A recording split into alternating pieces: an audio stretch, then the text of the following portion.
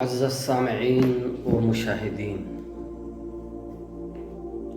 آج میں کچھ ایسے سوالات لے کے حاضر ہوا ہوں اور اس کو انشاءاللہ کنٹینیو رکھوں گا یہاں تک کہ وہ سارے بیسک سوال آپ کے سامنے رکھ دوں جو اسلام کے تعلق سے کیے جاتے ہیں یا اٹھائے جاتے ہیں۔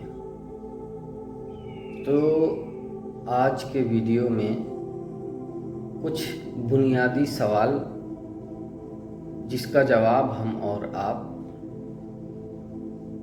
جانیں گے۔ پہلا سوال یہ ہے کہ اسلام کیا ہے؟ کوئی بھی غیر مسلم آپ سے سوال کر سکتا ہے کہ اسلام کیا ہے۔ اسلام ہے اپنے تمام تر خواہشوں کو اللہ کے حوالے کر دینا اور اس کی کہی ہوئی باتوں کو کرنا، یا جس سے اللہ تبارک و تعالی نے روک دیا ہے اس سے رک جانا۔ اس کو مختصراً اسلام بولتے ہیں۔ اسی طریقے سے ایک سوال یہ بھی ہے کہ مسلمان کون ہے؟ ہر وہ آدمی جو اپنی خواہشات کو اللہ کے حوالے کر دے، اپنی مرضی سے کوئی کام نہ کرے، جو کام بھی کرے وہ اللہ کی مرضی سے کرے، تو ایسے انسان کو ہم مسلمان بولتے ہیں۔ اس کے لیے ضروری ہے کہ وہ اللہ اور اللہ کے رسول کو مانے اور اسلام کے جو ارکان ہیں اور ایمان کے جو ارکان ہیں ان تمام پر عمل پیرا ہو جائے، اس پر یقین رکھے، اس کی گواہی دے، تو وہ آدمی مسلمان ہے۔ مسلمان وہ نہیں جو دنیا کے اندر فتنہ و فساد مچاتا ہوا چلے یا لوگوں کے درمیان پھوٹ پیدا کرے، لوگوں کے درمیان نفرت پیدا کرے۔ ایسا انسان مسلمان نہیں ہو سکتا۔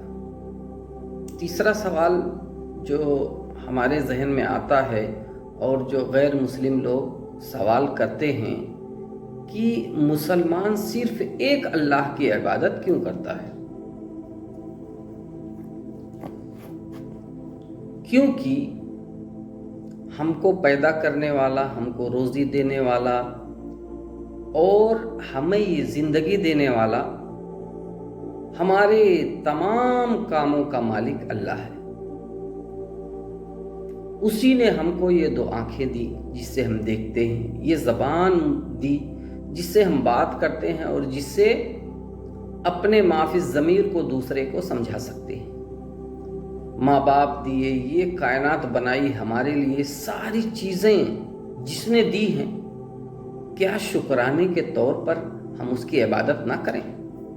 آپ اس دنیا میں دیکھو کہ اگر کوئی آدمی آپ کو کچھ دے دیتا ہے تو آپ اس کا شکر ادا کرتے ہو، ماشاءاللہ یہ بہت اچھا آدمی ہے، ہم کو ایسا دیا، اللہ تبارک تعالیٰ اس کے زندگی میں، اس کے روزی میں برکت دے، اس کا شکر ادا کرتے ہو، اس کا آبھار پرکٹ کرتے ہو۔ تو جس نے ہمیں سب کچھ دیا ہے، کیا ہم اس کی عبادت نہ کریں؟ اس کو چھوڑ کے کسی دوسرے کی عبادت کریں؟ اور اللہ ایک ہی ہے، دو نہیں ہے۔ اس کو تو تقریباً سارے لوگ جانتے ہیں کہ جب ایک گھر دو لوگوں سے، اگر دو لوگ اس میں امیر بن جائیں، سردار بن جائیں، حاکم بن جائیں، تو ایک گھر نہیں چل سکتا، ایک ملک نہیں چل سکتا۔ یہ دنیا میں دیکھو کتنا فتنہ فساد ہے کئی ملک ہونے کی وجہ سے۔ تو یہ پوری کائنات، یہ گلیکسیاں جس کی تعداد بھی ہمیں نہیں معلوم، یہ سیارے، یہ کہکشائیں، یہ ساری ایک سے زائد اگر ان کا کوئی مالک اور خالق ہو تو یہ کیسے اس طریقے سے بیوستھت انداز میں کیسے چل سکتے ہیں؟ یہ ناممکن ہے۔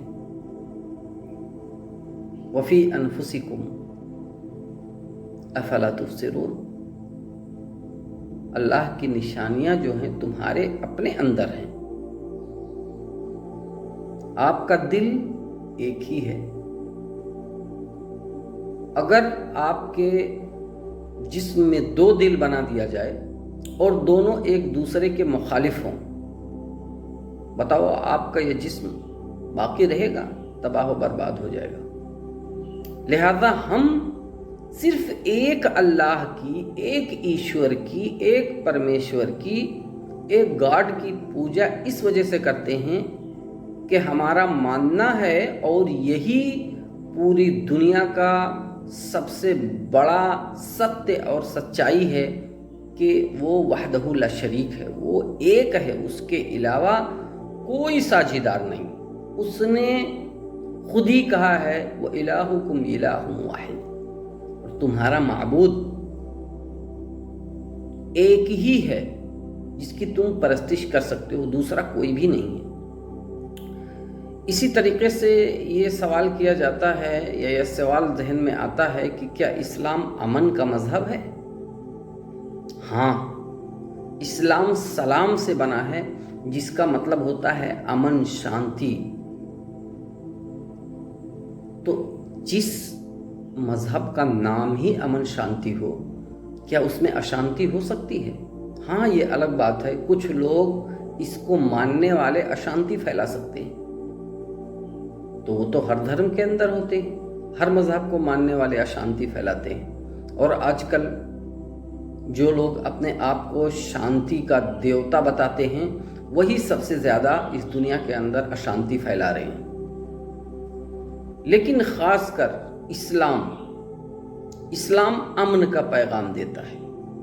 कहता है चाहे अपना हो चाहे बेगाना हो, सबके साथ इंसाफ करो। हर एक को शांति सुरक्षा चाहिए, और इस्लाम हर एक को शांति और सुरक्षा की गारंटी देता है। याद करो वो ज़माना जब इस्लाम पूरी दुनिया पर छाया हुआ था, इस्लाम का डंका बज रहा था। आप यहाँ मान लो कि नेपाल से कोई औरत अकेली मुंबई चली जाए। आज के ज़माने में तो ये मुमकिन नज़र नहीं आता कि वो अकेली सुरक्षित वहाँ तक पहुँच जाए, वो भी पैदल। और उस ज़माने में जब इस्लाम पूरी दुनिया पे छाया हुआ था, पूरी दुनिया पर इस्लाम की हुकूमत थी, तब इससे ज़्यादा दूरी, एक मुल्क से दूसरे मुल्क तक एक औरत अकेली सफ़र करती थी, लेकिन किसी की हिम्मत नहीं होती थी कि उससे बात कर ले, छेड़ना तो दूर की बात है। इसको बोलते हैं हकीकी अमन और शांति, हिफाजत जो इस्लाम में है। इस्लाम हर एक को महफूज रखता है, हर एक की हिफाजत करता है। कुछ लोग, अभी कुर्बानी का दौर गुजरा है, कुछ लोग इस पे एतराज़ करते हैं, अगर ये हिफाजत शांति वाला मजहब है तो फिर इसमें कुर्बानी क्यों? पहली बात तो जो लोग एतराज़ करते हैं वो खुद उनके मजहब में कुर्बानी है, बलि का रिवाज है। दूसरी बात, हम सबको छोड़ देते हैं, अपने मजहब को देखते हैं, तो उसका जवाब बहुत ही नॉर्मल अंदाज में, बेसिक अंदाज में ये है कि अल्लाह तबारक व तआला ने बहुत सारी चीज़ें बनाई हैं, उसमें से कुछ को खाने के लिए बनाया है। अगर हम खाएंगे नहीं तो जिएंगे कैसे? जीना ज़रूरी है, और जीने के लिए खाना ज़रूरी है। अब खाने में आप ये मत कहो कि सिर्फ सब्जी खाओ, जितनी चीज़ों को खाने के लिए बनाया सबको खा सकते हैं। आप कहोगे तो उसमें ज़िंदगी है, उसको मारते हो, तो ये तो पुरानी बात हो गई। सारे लोगों को पता चल गया है कि जितनी चीज़ें हम खाते हैं, यहाँ तक कि जो सांस लेते हैं, ऑक्सीजन जो हम लेते हैं सांस लेते हुए, उसके अंदर भी हम जान को मारते हैं। चे जाए कि घास फूस, इसके अंदर भी जान है, सारे लोग जानते हैं। तो आप इस पे एतराज़ नहीं कर सकते कि आप बलि क्यों देते हो। वो खाने की चीज़ है भाई। जैसे चावल आप खाते हो آپ گیہوں کھاتے ہو اس کو بنا کے کسی بھی طرح سے، تو حقیقت میں آپ بھی تو جان مار رہے ہو۔ تو اگر آپ جان نہیں مارو گے تو آپ کی جان چلی جائے گی۔ لیکن اب جس چیز کی اجازت ہے، جس کو اللہ تبارک و تعالی نے اجازت دیا ہے کہ اس کو آپ کھا سکتے ہو، اسی کو مار سکتے ہو، یعنی آدمی مارنا شروع کر دو، اس کو اللہ نے حرام کیا، کسی کو نہیں مار سکتے۔ لہذا یہ اعتراض ہی غلط ہے۔ اسی طریقے سے سوال آتا ہے اسلام میں عورت کا کیا مقام ہے؟ اسلام میں عورتوں کو بہت بڑا مقام ہے، ان کو ایسی عزت دی گئی، قیامت تک کوئی بھی دوسری قوم، دوسرا مذہب نہیں دے سکتا۔ اس کو بیوی ہونے کی حیثیت سے کہا خیرکم خیرکم لأہلہ، جو اپنی بیوی کے نزدیک اچھا ہو وہی آدمی اچھا ہے۔ اور اسی طریقے سے ماں ہونے کی حیثیت سے کیا کہا کہ وہ اس دنیا میں ماں اور باپ تمہارے رب ہیں، رب اپنے برابر لا کے کھڑا کر دیا ماں باپ کو ماں کے حیثیت سے۔ بیٹی ہے تو اسلام نے کہا اگر 2 بیٹیوں کو پالو اور اس کے بعد میں ان کی شکشا دیکشا کرو، ان کو تعلیم و تربیت دو، ان کی شادی کر دو، آپ کے لیے جنت کے دروازے کھلے ہوئے ہیں بیٹی کی حیثیت سے۔ بیوی کی حیثیت سے کہا ہن لباس لکم وانتم لباس لہن، وہ تمہاری لباس ہیں اور تم ان کے، اگر الگ ہوئے ننگے ہو جاؤ گے۔ بہن ہے تو بہن کے ساتھ حسن سلوک کرنے کا اسلام نے حکم دیا اور اس کو پراپرٹی میں حق دیا۔ یہ الگ بات ہے کہ ہمارے سماج میں اس کا حق نہیں دیا جاتا ہے۔ ہر طرح سے عورتوں کا تحفظ اسلام کے اندر کیا گیا۔ حقوق کے باب میں مردوں کو اسبہ بنا دیا گیا اور عورتوں کو فرض پانے والی بنا دیا گیا، یعنی ان کے حقوق کو بالکل واضح کر دیا گیا، بتا دیا گیا کہ اتنا اتنا یہ پائے گی، جبکہ مرد کو اسبہ بنا دیا گیا، اگر بچے گا تو پائے گا، نہیں بچے گا کچھ نہیں پائے گا۔ یہ ہے اسلام میں عورتوں کا مقام۔ اسی طریقے سے سوال آتا ہے، ویڈیو لمبی ہو گئی ہے، ایک سوال اور لوں گا اس کے بعد اگلے ویڈیو میں۔ کیا اسلام صرف مسلمانوں کے ساتھ حسن سلوک کرنے کا حکم دیتا ہے؟ بالکل بھی نہیں۔ اسلام پوری دنیا کے ساتھ حسن سلوک کرنے کا، ان کے ساتھ اچھا برتاؤ، اچھا ویوہار کرنے کا حکم دیتا ہے۔ اسلام کے بارے میں محمد صلی اللہ علیہ وسلم کی حدیث ہے کہ وہ کہتے ہیں کہ حضرت جبریل پڑوسیوں کے حقوق اتنے بیان کیے، اتنا زیادہ بیان کیے کہ مجھے لگنے لگا کہیں اس کو حصے دار نہ بنا دیں پراپرٹی کے اندر۔ یہ حالت ہے اسلام میں۔ اسلام میں آپ کا کوئی بھی دوست ہے، مسلم ہے، غیر مسلم ہے، پڑوسی کوئی بھی ہے، مسلم ہے، غیر مسلم ہے، سب کے حقوق اسلام نے متعین کر دیے ہیں، ان کے ساتھ حسن سلوک کرنا ہے۔ اگر آپ کا پڑوسی آپ کو برا کہتا ہے تو سمجھ لو آپ برا ہو، اس کے ساتھ حسن سلوک کرو، اس کے ساتھ صبر کرو، اس کے ساتھ اچھا برتاؤ کرو۔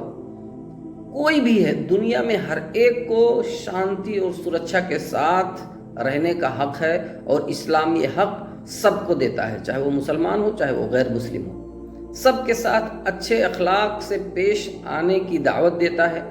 لہذا کوئی یہ نہ کہے کہ اسلام صرف مسلمانوں کے لیے، نہ، بلکہ یہ پوری کائنات کے لیے، پوری دنیا کے انسانوں کے لیے ہے، چاہے وہ اللہ کو مانے یا نہ مانے، سب کے ساتھ اچھا برتاؤ کرنے کا اسلام حکم دیتا ہے۔ اللہ سے دعا ہے کہ اللہ ہمیں جو کچھ ہم کہتے ہیں اور سنتے ہیں اس پر عمل کرنے کی توفیق دے، آمین۔